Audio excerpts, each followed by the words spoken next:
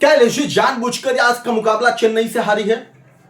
क्या एलएसजी ये मुकाबला जानबूझकर अगर हारी है तो क्या आईपीएल का ये मुकाबला चेन्नई वर्सेज एलएसजी फिक्स था? ये सवाल इसलिए उठ रहा है क्योंकि जिस तरीके से आज एलएसजी और सीएसके का मुकाबला हुआ, तमाम सवाल उठने लगे।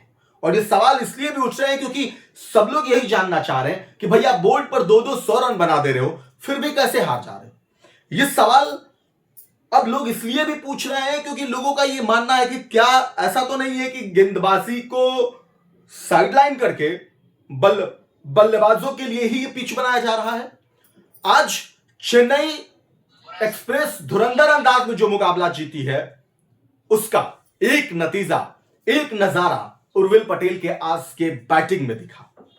उर्विल पटेल की बैटिंग पर आज आपसे बात करेंगे, चेन्नई की जीत पर बात करेंगे, चेन्नई की जीत के साथ प्लेऑफ में पहुंचने के रास्ते पर बात करेंगे। इसके साथ साथ उर्विल पटेल ने जो एक के बाद एक आज शानदार बैटिंग की है, उस बैटिंग के जरिए जो रिकॉर्ड बनाया उसके बारे में बात करेंगे। लेकिन उससे ज्यादा इंपॉर्टेंट बात करेंगे एलएसजी की हार का, कि एलएसजी जानबूझकर ये मुकाबला हारी है तो क्यों हारी है, ये आपको बताएंगे। अगर आप इसको समझने की कोशिश करेंगे तो निश्चित तौर पर आप ये क्लियर हो पाएंगे कि एलएसजी के बारे में ये बात है कि आज की कंडीशन में अगर एलएसजी को देखा जाए तो सबसे निचले पायदान पर माइनस में रन रेटिंग के साथ है।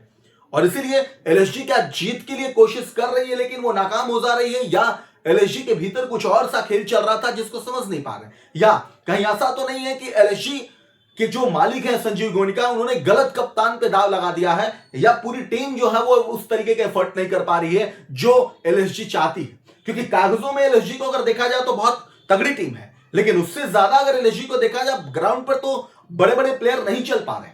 अब बात करते हैं, सबसे पहले बात करते हैं उर्विल पटेल की बैटिंग का। उर्विल पटेल आज जिस तरीके की उन्होंने जबरदस्त बैटिंग की है, शानदार बैटिंग की है, जानदार बैटिंग की है, वो अपने आप में काबिले तारीफ है। उसकी जितनी भी तारीफ की जा वो कम है, क्योंकि उर्विल पटेल आज 13 गेंद में जब उन्होंने 50 रन बनाए तो सिर्फ 50 रन 13 गेंद में वो नहीं बनाए, वो स्टेटमेंट था जो उन्होंने आज करके दिखाया था। जैसे ही उन्होंने 13 गेंद में 50 रन बनाया, उन्होंने यशस्वी जायसवाल की बराबरी कर ली। इसके बाद उन्होंने कई सारे रिकॉर्ड बना दिए, लेकिन सबसे इंपॉर्टेंट और भावुक था जब उन्होंने पर्ची निकाला और सेलिब्रेशन जो है वो एकदम वैसे ही जैसे अभिषेक शर्मा करते हैं उस अंदाज में किया। लेकिन आपको ये बताएंगे कि वो जो सेलिब्रेशन किया गया पर्ची में लिखा क्या था, ये भी आपको इस वीडियो में बताएंगे। सबसे पहले हम आपको बताते हैं उर्विल पटेल का 13 गेंद में जो अर्धशतक लगा वो आईपीएल इतिहास का सबसे बड़ा और तेज 50 था। उर्विल के साथ यशस्वी जायसवाल की उन्होंने इस अर्धशतक को लगाने के साथ बराबरी कर ली। 13 गेंदों में आईपीएल का अर्धशतक लगाने के बाद उन्होंने, जैसे मैंने आपको बताया, पर्ची उसके बारे में आपको बताएंगे। अब जब वो 13 गेंद में 50 रन बनाया उन्होंने, तो निश्चित तौर पर 13 गेंद का जो 50 रन होगा वो ज्यादा इंपॉर्टेंट इसलिए भी होगा क्योंकि 13 गेंद खेलना, इसका मतलब बड़े बड़े हिट लगाना। तो सबसे पहले दिग्वेश राठी के आखिरी ओवर में, यानी कि जो छठा ओवर वो डाल रहे थे, 3 गेंद पर 3 छक्के बंदे ने मारे, यानी 18 रन तो ऐसे मार दिए सिर्फ 3 गेंद में। उसके बाद यही नहीं रुकते हैं, उसके बाद एक और चौका मारते हैं, यानी कि 18-4-22 रन दिग्वेश राठी के एक ओवर में आ जाता है। अब राठी साहब की यहां पे खिंचाई हुई है, इतना तक तो ठीक था, लेकिन राठी साहब की खिंचाई से ठीक पहले आवेश खान भाई साहब की भी खिंचाई हुई है। आवेश खान भाई साहब जो खिंचाई की है वो अपने आप में अलग ही है। आवेश खान 5वां ओवर डालने के लिए आए थे, वो उनकी 3 गेंदों पर 3 छक्के वहां भी लगा दिए। अब यानी कि इस हिसाब से 3 गेंद पर 3 छक्के आवेश खान के और इधर 22 रन। अब इसको अगर आप कैलकुलेट कर लेते हैं तो 22-8-40 और 22-8-30 और 10-40 रन तो ऐसे बना लिए बंदे ने, यानी 18 रन इधर कर दिए। अब इस तरीके से 13 गेंदों पर अपना अशतक पूरा करना, इस दौरान 7 चौके और 1 छक्के लगाना, यानी कि 7 छक्के 42 रन और 1 चौके अगर इसमें देखा जाए तो लगभग 4 रन वो हो गए, तो लगभग 42 और 46 रन 65 रनों की पारी में 46 रन उनके जो हैं वो सिर्फ बाउंड्री से आए हैं। इसके बाद आईपीएल तेज में शतक लगाने वाले पहले नंबर हो गए हो यशस्वी जायसवाल के साथ। यशस्वी भी 13 गेंदों में शतक लगाने वाले बैटर हैं। इसके अलावा उर्विल इस सीजन में आईपीएल इतिहास में सबसे तेज शतक लगाने बैटर बने। उन्होंने वैभव सूर्यवंशी का रिकॉर्ड तोड़ दिया, जिन्होंने इस सीजन में 2 बार 15 गेंदों पर अर्धशतक लगाने का कमाल किया। वैभव सूर्यवंशी ने 15 गेंदों में 2 बार अर्धशतक लगाया, लेकिन इस सीजन की स्पेशली अगर मैं बात करूं तो उन्होंने ये रिकॉर्ड ध्वस्त किया है और 13 गेंद में बना। अब उर्विल पटेल यशस्वी की बराबरी तो कर ली, इसके अलावा हम आपको वो कुछ नाम बता रहे हैं, वो नाम समझिए जो 13 गेंद 15 गेंद के आसपास रन बनाए और किसके खिलाफ बनाए और कब बनाए। 13 गेंद में उर्विल पटेल एलएसजी के खिलाफ 2026 में तत्कालिक जो है, 13 गेंद में यशस्वी जायसवाल केकेआर के खिलाफ 2023 में बनाए थे। 14 गेंद में रोमारियो शेफर्ड सीएसके के खिलाफ 2025 में यानी पिछले सीजन में। 14 गेंद में पैट कमिंस एमआई के खिलाफ 2022 में। 14 गेंद में केएल राहुल डीसी के खिलाफ 2018 में। अभी जिस डीसी में केएल राहुल खेल रहे हैं उस समय एलएसजी से खेला करते थे, वो 2018 में उन्होंने किसके लिए बना, डीसी के खिलाफ बना। अब उर्विल पटेल की इतनी तक की पारी नहीं थी, इसके बाद भी पारी जो थी वो बहुत ज्यादा इंपॉर्टेंट थी। अब बंदे ने 10 गेंदों में सबसे ज्यादा रन बनाने वाले बैटर बने हैं। उर्विल पटेल लखनऊ के खिलाफ अपनी पहली पारी के 10 गेंदों में 42 रन बनाए और ये एबी डिविलियर्स और यशस्वी जायसवाल को पीछे छोड़ दिया। कमाल की बात है। एबी डिविलियर्स जिसकी हम तुलना करते हैं कभी कभी, एबी डिविलियर्स को लेकर के 360 की जब बात करते हैं तो हम सूर्य कुमार यादव की बात करते हैं, लेकिन यहां पे इस बंदे ने 10 गेंद में सबसे ज्यादा रन बनाए और वहां पे यशस्वी जायसवाल एबी डिविलियर्स को पीछे छोड़ा उर्विल पटेल ने। अब इस लीग में अपनी 10 गेंदों में 41 रन 2015 में यशस्वी जायसवाल ने बनाए थे। 2023 में 10 गेंदों में 41 रन बनाने वाले कमाल किया था। उर्विल ने लखनऊ के खिलाफ 23 गेंदों में 8 छक्के 2 चौकों की मदद से 65 रनों की पारी खेली। स्ट्राइक रेट 282.6 की स्ट्राइक रेट था। एक समय तो ऐसा था कि 400 प्लस रनों के स्ट्राइक रेट से रन बना रहा था बंदा। और इसके अलावा आईपीएल की पारी में सबसे ज्यादा जो मैंने आपको बनाया, उर्विल पटेल एलएसजी के खिलाफ 42 run, 41 run AB de Villiers Mumbai के खिलाफ, 2015 में 41 रन यशस्वी जायसवाल केकेआर के खिलाफ, और कोलकाता 2023 में 40 रन अभिषेक शर्मा डीसी के खिलाफ, 39 रन रोमारियो शेफर्ड मुंबई में डीसी के खिलाफ, और 39 रन प्रियांश आर्य सीएसके के खिलाफ 2026 में। इस तरीके के ये रिकॉर्ड जो है वो सिर्फ और सिर्फ उस बंदे का है जिसने ये कमाल का प्रदर्शन किया है और ये रन बनाया है, वो है सिर्फ उर्विल पटेल। उर्विल पटेल की आंधी इस तरीके कैसे थी, ऐसा लग रहा था कि चेन्नई शायद 12, 13, 14 ओवर में पूरा मुकाबला जीत जाएगी, लेकिन वो विकेट आना और उस कैच का पकड़ना और इसके बाद से थोड़ी सी सीएसके जो लड़खड़ाई, लेकिन फिर से सीएसके जाकर 5 विकेट से मुकाबला जीत गई। अब बात करते हैं उर्विल पटेल की उस पर्ची का।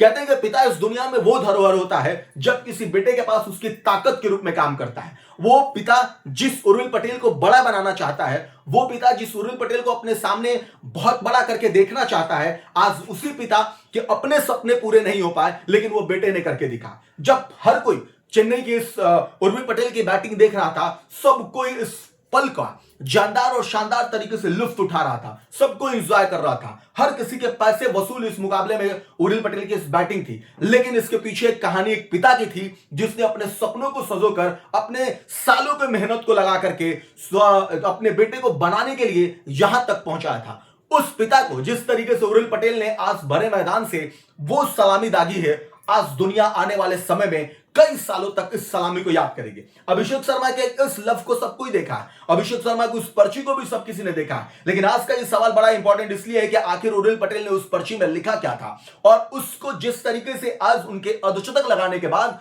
कैमरामैन ने जूम करके उस पर्ची को दिखाया, एक चीज तो निश्चित तौर पर क्लियर हो गई कि पिता के लिए जो वो मैसेज था वो बहुत ही ज्यादा इंपॉर्टेंट था। और इसीलिए उर्विल पटेल ने उस पर्ची में जो लिखा था वो लिखा था, दिस इज फॉर यू पापा। वो ये एक ऐसा शब्द था कि जब जिस किसी ने भी पढ़ा होगा उसके रोंगटे खड़े हो गए होंगे। और ये जो मैसेज था अपने अर्धशतक को बनाने के बाद अपने पिता के लिए, जिसके बाद हर वो पिता गौरवान्वित हो गया होगा। तो उर्विल पटेल की आज की बैटिंग की जितनी भी तारीफ की जाए, निश्चित तौर पर मैं कह रहा हूं कि मैं शब्दों में बयान नहीं कर सकता।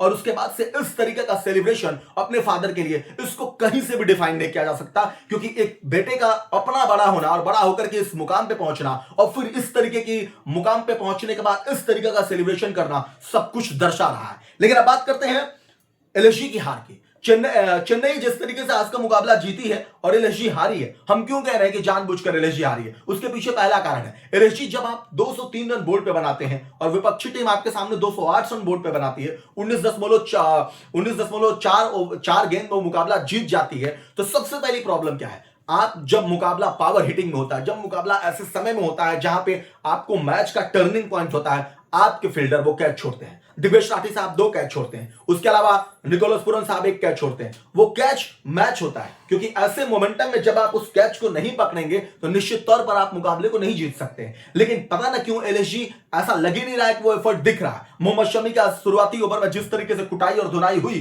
संजू सैमसन ने किया, उसके बाद ऋतुराज गायकवाड ने किया, वो सब कुछ बयां कर रहा था। और उसके बाद मुझे इस फैसले से बड़ा हतप्रभ हुआ कि आखिर एडम मार्करम को लास्ट ओवर में लेकर आना ऋषभ पंत की इस कप्तानी का मेरे को समझ में इसलिए नहीं आया क्योंकि आपको पता है कि बहुत अच्छा स्पिन खेलते हैं शिवम दुबे, सामने शिवम दुबे है, आप एडम मार्कम को लेकर आते हैं। एडम मार्कम साहब क्या कहते हैं, दो गेंद ऑफ स्टंप से बाहर फेंकने के चक्कर में वाइड फेंकते हैं, 2 रन ऐसे दे देते हैं, 10 रन में 2 रन ये दे दिया, इसके बाद अगली गेंद पर छक्का, फिर अगली गेंद पर छक्का। यानी कि कुल मिलाकर के आपके फैसले, आपकी रणनीति वो कारगर साबित नहीं हो पा रही है जिस तरीके से, जिस मोमेंटम के साथ आप ऑफ फील्ड बात करते हैं और ऑन फील्ड जब आते हैं तो आप करते हैं। और इसीलिए हम कह रहे हैं कि आप जानबूझकर, आपके गेंदबाज पीटे जा रहे हैं, धुने जा रहे हैं, बैक टू बैक मारे जा रहे हैं। भाई अब 203 रन बोर्ड पे लगाने के बाद आप फाइट में नहीं आते हो, आप हार जाते हो, तो जानबूझ के ही हारेगा। इसका मतलब आप पहले से तय करके आ रहे हो मुझे हारना है। लेकिन सवाल यह भी है, कोई हारना नहीं चाहता। मैं ये बात इसलिए कह रहा हूं कि मैं जो देख रहा हूं, जिस नजरिए से इसकी बात कह रहा हूं, कोई क्रिकेट खेलने के लिए आता है, हारने के लिए नहीं आता, जीतने के लिए सब आते हैं। लेकिन आप सोचिए कि आप नीचे हैं, आप अभी तक आपके एफर्ट, अगर आपके जो बल्लेबाज हैं वो रन नहीं बना रहे हैं, ऋषभ पंत फेल हो रहे हैं, निकोलस पूरन फेल हो रहे हैं, बाकी एडम मार्करम नहीं चल रहे हैं, आज सिर्फ जॉश इंग्लिश को छोड़ दिया जाए 84 रनों की पारी तो किसी ने भी नहीं खेला, तो कैसे उम्मीद करेंगे कि आप जीतेंगे? आपके बल्लेबाज चल नहीं रहे, आपके गेंदबाज चल नहीं रहे, आपकी गेंदबाजी ताकत थी, आप गेंदबाजी, आपके विकेट नहीं मिल पा रही है, विकेट अगर गेंदबाज आपको दिला रहे हैं तो आप वो ले नहीं पा रहे हैं, अब वो कैच छोड़ दे रहे हैं। तो कुल मिलाकर ये जो स्थिति है, इसको देखकर हम ये कह रहे हैं कि जानबूझ के मुकाबला जो है वो हारा जा रहा है, और ये मुकाबला जानबूझकर ही हारा गया है। और इसीलिए हम कह रहे हैं, अब इस तरीके से अगर आप देखें, चेन्नई, एलएसजी सबसे नीचे है, चेन्नई 5वें नंबर पर आ गई है। अब यानी कि चेन्नई यहां से प्लेऑफ में पहुंचने की रेस में बरकरार है, अब दावा ठोक रही है। और दावा जब चेन्नई ठोक रही है, और जिस धोनी के बगैर ये चेन्नई दावा ठोक रही है, अब ऋतुराज गायकवाड़ की कप्तानी में ये चेन्नई आगे की तरफ निकल रही है। समझ में आ रहा है कि जो पिछला हुआ उसको भूल करके, वो चाहे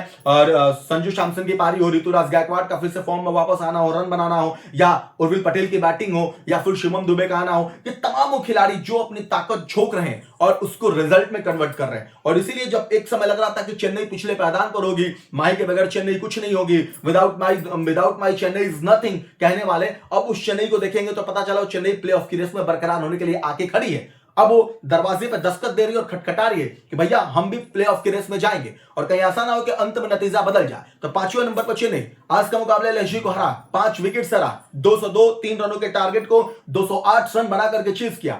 और इस तरीके से सबका सब, और जब सबसे कमाल की बैटिंग उर्विल पटेल की, वो बैटिंग और उसके बाद वो सेलिब्रेशन, उसके लिए सैल्यूट है जो सेलिब्रेशन पर्ची पर लिख कर किया गया और बोला गया कि दिस इज फॉर यू पापा। इस मोमेंट को आप कैप्चर करके कहीं फ्रेम कर सकते हैं, वो ऐसा मोमेंट था। और इसीलिए आज की इस जीत ने बहुत कुछ बयां कर दिया कि चेन्नई एक्सप्रेस अब नए रास्ते पर और नए जुनून के साथ और नए ताकत के साथ निकल चुकी है। अब एलएसजी के लिए काफी मुश्किल है। ऋषभ पंत की कप्तानी पर भी सवाल है, क्योंकि ऋषभ पंत वो जो एलएसजी के मालिक संजीव गोयनका साहब चाहते थे वो नहीं दिला पा रहे हैं। वो नहीं, खुद की बैटिंग भी नहीं चल रही है, कप्तानी भी उस तरीके से नहीं हो रहा, तो तमाम सवाल है। और इसीलिए अब यह परिस्थिति बन रही है कि एलएसजी नीचे रहेगी। अब आगे चेन्नई कहां तक पहुंचती है, यह भी अपने आप में सवाल है।